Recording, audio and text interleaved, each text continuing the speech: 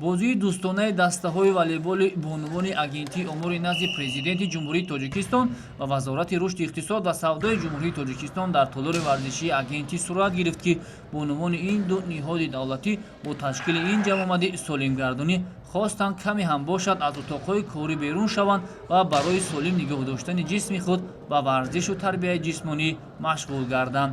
Ёдовар мешавем, ки ҳар ду даста ҳамасола дар мусобиқаҳо барои дарёфти ҷоми пойтахт оид ба волейбол миёни бонувон ширкат меварзанд. Баъд аз он ки толори варзишии агентии омури назди президенти ҷумҳурии Тоҷикистон ба наздикӣ аз таъмири куллӣ бароварда шуд, чунин бозиҳои волейболу футболи хурд зуд байни кормандони агентӣ ва дигар вазорату идораҳо ташкилу роҳандозӣ мешавад.